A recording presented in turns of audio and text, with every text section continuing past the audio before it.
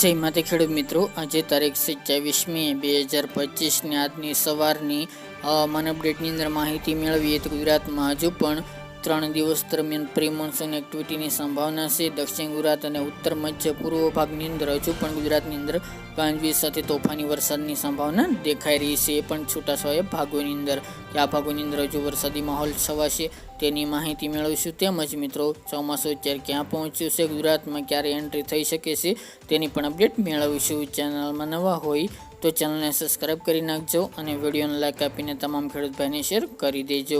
હાલ ગુજરાતની અંદર અત્યારે પ્રી મોન્સૂન એક્ટિવિટીના રાઉન્ડો જોવા મળી રહ્યા છે અને વરસાદી ઝાપટા પણ જોવા મળી રહ્યા છે. ઘણા બધા ભાગોની અંદર ઠંડસ્ટમી એક્ટિવિટી સાથે વરસાદી ઝાપટાઓ નોંધાઈ રહ્યા છે. ગઈકાલના રોજમાં પણ ખાસ કરીને વાત કરીએ તો દક્ષિણ ગુજરાત હોય, ઉત્તર ગુજરાતના અરવલ્લી, મહીસાગર, દાહોદ છે વિસ્તાર, વલસાડ, વાપી, સુરત, નર્મદા જેવા ભાગોની અંદર રાત દરમિયાન ભડાકા સાથે તોફાની પવન સાથે પ્રી મોન્સૂન એક્ટિવિટી જોવા મળી હતી. હજુ પણ ગુજરાતની અંદર પ્રી મોન્સૂન એક્ટિવિટીના ઝાપટાઓ આગામી 2-3 દિવસ જોવા મળી શકે છે. એ પણ મિત્રો વાત કરીએ તો વિસ્તારોની, ખાસ કરીને દક્ષિણ ગુજરાત એમાં પણ બોર્ડર વિસ્તાર વલસાડ, વાપી, કપરાડા, વાની, ડાંગ, આહવા, નવસારી જેવા ભાગો હોય, નર્મદા, ડેડિયાપાડા, ભરૂચ છે, સુરત છે, તેમજ છોટાઉદેપુર છે, દાહોદ, વડોદરા વિસ્તાર છે, આણંદ આસપાસના ભાગો હોઈ શકે છે, તેમજ મહીસાગર છે, અરવલ્લી, મોડાસા, માંડલી એ વિસ્તાર, કડી આસપાસના ભાગો, મહેસાણા એકાદ બે વિસ્તારો સમાવેશ જોવા મળી રહ્યો છે, તેમજ રાજસ્થાન બોર્ડર વિસ્તાર આ ભાગોની અંદર હજુ પણ 2-3 દિવસ દરમિયાન વરસાદી ઝાપટાઓ જોવા મળી શકે છે.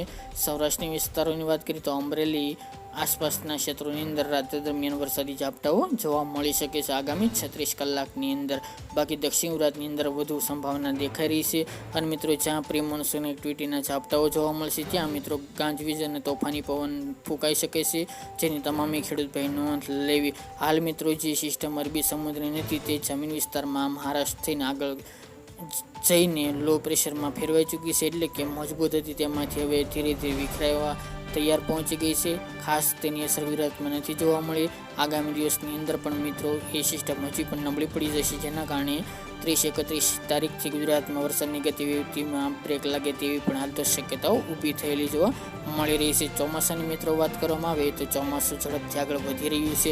મહારાષ્ટ્રના પણ ઘણા બધા વિસ્તારોને કવર કરી લીધા છે ચોમાસું, અને હજુ પણ આગળ વધી રહ્યું છે. મુંબઈમાં આગામી 2 દિવસની અંદર ચોમાસું દસ્તક દે અને તમામ મુંબઈના વિસ્તારો કવર કરે તેવી પણ સંભાવના રહેલી છે. ત્યારબાદ મિત્રો વાત કરીએ તો ગુજરાતની હાલના ઘણા બધા મોડલો જણાવી રહ્યા છે, તેમજ મિત્રો ખાસ તો આગાહીકારો પણ જણાવી રહ્યા છે કે ચોમાસું મુંબઈ સુધી આવીને બ્રેક થઈ જાય તેવી સંભાવના છે, કારણ કે અરબી સમુદ્રમાં કોઈ સિસ્ટમ નથી, જેના કારણે ચોમાસું આગળ આવતા અટકાવી દેશે, જેના કારણે ગુજરાતની અંદર ચોમાસું 10-15 દિવસ બ્રેક લાગે તેવી પણ હાલ શક્યતાઓ ઊભી થયેલી જોવા મળી રહી છે. પરંતુ હજુ પણ કોઈના હાથમાં નથી. જો ચોમાસું આમનામ ગતિમાં આગળ વધશે તો ગુજરાતની અંદર કોઈ પરિબળો નહીં નડે તો ગુજરાતની અંદર વહેલું બેસી શકે છે. પરંતુ મિત્રો જો કોઈ સિસ્ટમ સક્રિય નહીં થાય તો મુંબઈ આવીને ચોમાસું સ્થિર જઈ શકે છે, એટલે કે ચોમાસું ત્યાં અટકી જશે, જેના કારણે ગુજરાતમાં આવતા તેને ઘણા બધો સમય લાગે તેવી પણ શક્યતા છે, જેના કારણે